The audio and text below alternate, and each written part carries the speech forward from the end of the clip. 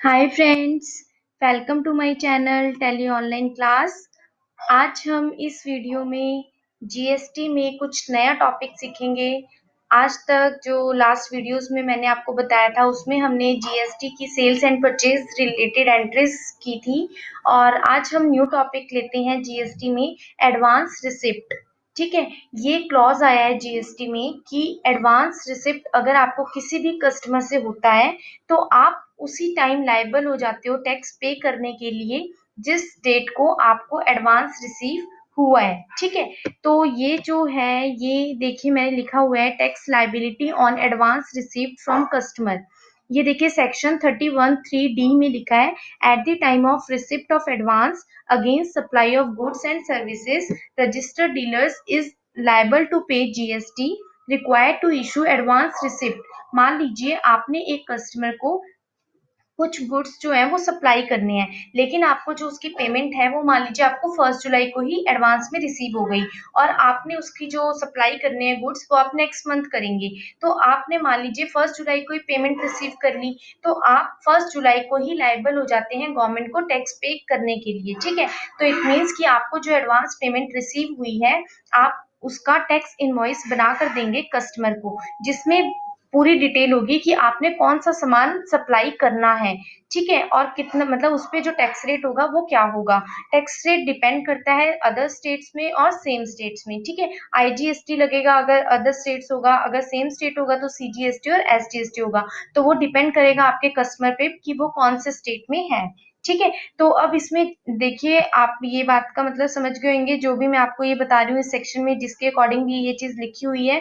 और इसको हम टैली में कैसे करेंगे, एडवांस रिसिप्ट के लिए टैक्स इनवॉइस कैसे बनाएंगे, उसमें जीएसटी को कैलकुलेट करे कैसे करेंगे, इसके लिए हम एक एग्जांपल देखते हैं। ये देखिए एग्जांपल है, मान लीजिए हमें 1 लाख रुपीज जो है वो रिसीव हुए हैं एडवांस में X Y Z private limited company से। ठीक है, और इसका देखिए हमारे पास जीएसटीएन नंबर भी है। इस नंबर से हमें पता चलता है कि ये जो कंपनी है ये एक रजिस्टर्ड कंपनी है और इसको हमने 5 LCDs जो है वो सप्लाई करने हैं। अब सप्लाई करने के लिए हमें जो एडवांस पेमेंट रिसीव हो गई है वो हमें पहले ही होगी, तो मेरे को इसको टैक्स इनवॉइस बनाकर देना है इस कंपनी को X Y Z private limited company को, जिसमें जो मैं इशू करूंगी इनवॉइस उसमें सारी डिटेल्स हो सप्लाई की। ठीक है, तो अब देखिए हम यहाँ पे टैली में कैसे इस एंट्री को करेंगे।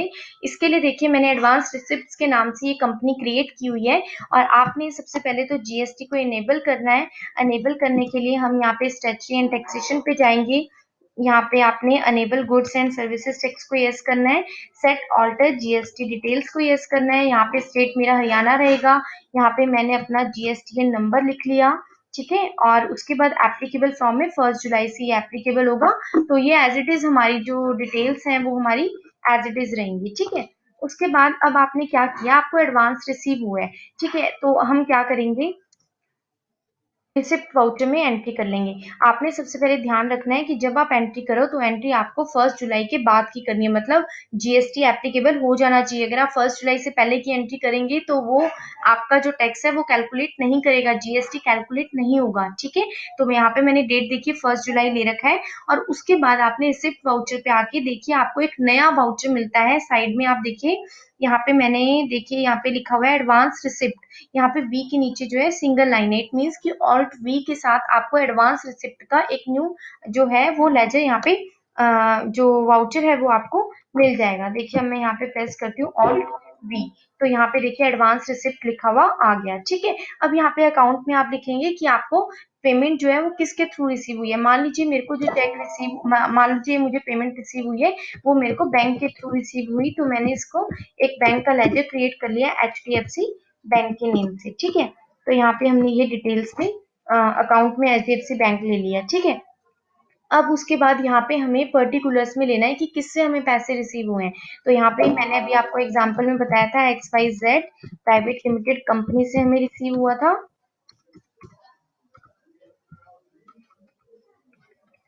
इसको हम ले लेंगे सन्डी डेटर्स में। उसके बाद देखिए यहाँ पे हमारा देखिए अभी मैं स्टेट जो है वो सेम रख रही हूँ। ठीक है, हरियाणा स्टेट ही रख रही हूँ और यहाँ पे है सेट ऑल्टर जीएसटी डिटेल्स, इसको आप यस करेंगे। यहाँ पे देखिए रजिस्ट्रेशन टाइप में आ जाएगा रेगुलर। इसका हम क्योंकि हमारे पास जीएसटी नंबर है इसलिए इसको हमें रेगुलर रखना पड़ेगा। अब हम यहाँ पे इसका जीएसटी नंबर एक बार चेक कर लेते हैं। DJLPS 730017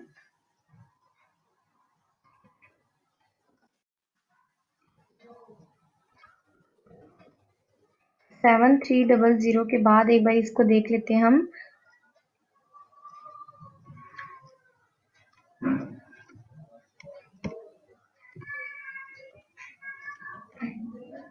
ठीक है, ये देखिए हमने जो है इसका जीएसटी नंबर ले लिया, मैंने एकदम कॉपी कर लिया है सेम। अब उसके बाद आपने क्या करना है, देखिए जैसे ही हम यहाँ पे कस्टमर का नेम लेंगे वैसे ही यहाँ पे हमसे स्टॉक आइटम पूछेगा कि इसने आपको किस चीज के लिए पेमेंट करी है, एडवांस पेमेंट किस चीज के लिए किया, आपने कौन सा सामान इसको सप्लाई करना है, तो उसके लिए हम यहाँ पे स्टॉक आइटम क्रिएट कर लेंगे। ठीक है, अब मैंने क्या करना था, एलसीडीज मैंने देनी थी, सप्लाई करनी थी, तो यहाँ पे हम क्या करेंगे, एलसीडी बना देंगे और यहाँ पे हम एक यूनिट क्रिएट कर लेंगे नंबर्स। अब यहाँ पे हमने सेट ऑल्टर जीएसटी डिटेल्स में यस करके हमें यहाँ पे जीएसटी फिक्स करना होगा कि एलसीडी पे कितना % टैक्स लगेगा। ठीक है, तो यहाँ पे हम ले लेते हैं कि जो डिस्क्रिप्शन है वो एलसीडी है, ऐसे ले लेते हैं। एचएसएन कोड आपको 8 डिजिट का लेना पड़ेगा, ये आपने ले लिया। उसके बाद यहाँ पे कैलकुलेट टाइप में ऑन वैल्यू ले लिया। ठीक है, अब यहाँ पे हम ले लेते हैं टैक्सेबिलिटी में आपने टैक्सेबल लेना है और यहाँ पे आप टैक्स फिक्स कर देंगे, मान लीजिए 12%, मान लीजिए एलसीडी में जो है वो 12% टैक्स है। ठीक है, तो यहाँ पे सेंट्रल टैक्स और स्टेट टैक्स जो है वो 6% अपने आप डिवाइड हो गया। ठीक है, यहाँ पे देखिए टाइप ऑफ सप्लाई है, यहाँ पे आप गुड्स ले लेंगे और उसके बाद इसको एक्सेप्ट कर लेंगे। ठीक है, अब देखिए यहाँ पे हमारा सेम स्टेट था तो अपने आप सेंट्रल टैक्स और स्टेट टैक्स जो है वो 6% अपने आप डिवाइड हो गया। ठीक है, यहाँ पे हम अमाउंट 12%, यहाँ पे हम अमाउंट लेते हैं, कितनी अमाउंट हमें जो रिसीव हुई है वो 1 लाख रिसीव हुई है। तो उसके बाद देखिए ये अपने आप इसने कैलकुलेट करके जो अमाउंट बचती है वो इसने अपने आप बना दी, और हमें एडवांस में रिसीव हुआ है तो आप एडवांस में ले सकते हैं।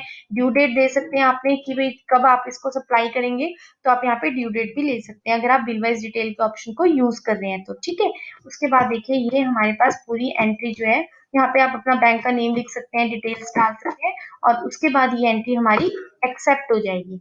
ठीक है, अब मान लीजिए मेरे को इसका बिल देखना है, मेरे को ये टैक्स इनवॉइस जो मैंने बनाया इसको मैंने कस्टमर को देना है, तो उसके लिए मैं क्या करूंगी, इसी स्क्रीन पे आपने पेज अप वाली की प्रेस करनी है। जब आप पेज अप वाली की प्रेस करेंगे तो आपके पास दोबारा से यही सेम वाउचर आ जाएगा।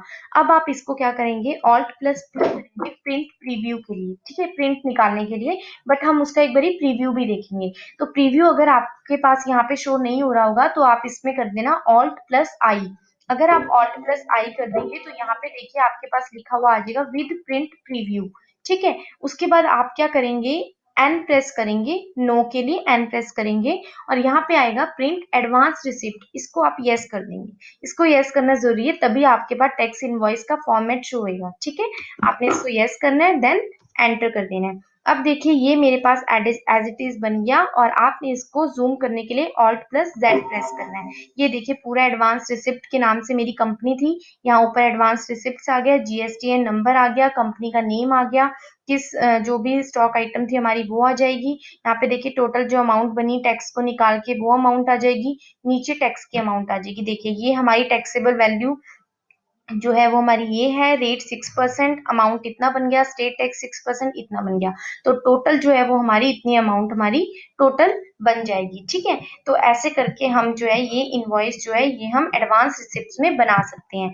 अब इस एंट्री को अगर हम चेक करना चाहें तो उसके लिए देखिए हम क्या करेंगे, यहाँ पे हम सबसे पहले आएंगे डिस्प्ले पे, स्टैट्यूटरी रिपोर्ट्स पे, जीएसटी पे, यहाँ पे आपने आना है। ये जो आपने देखिए एडवांस रिसिप्ट का जो टैक्स ये आपने कैलकुलेट किया है ये आपने जीएसटी R1 फॉर्म में देना है, क्योंकि ये आपकी जो है सप्लाई की जो डिटेल है वो आपको रिटर्न में भरना पड़ेगा, तो आपको जीएसटी R1 में ये देना है। ठीक है, तो उसके लिए हम यहाँ पे डिटेल्स देखते हैं जीएसटी R1 में।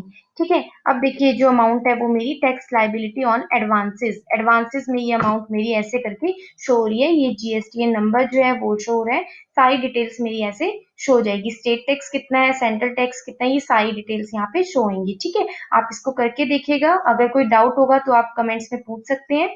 Thank you so much for watching my video.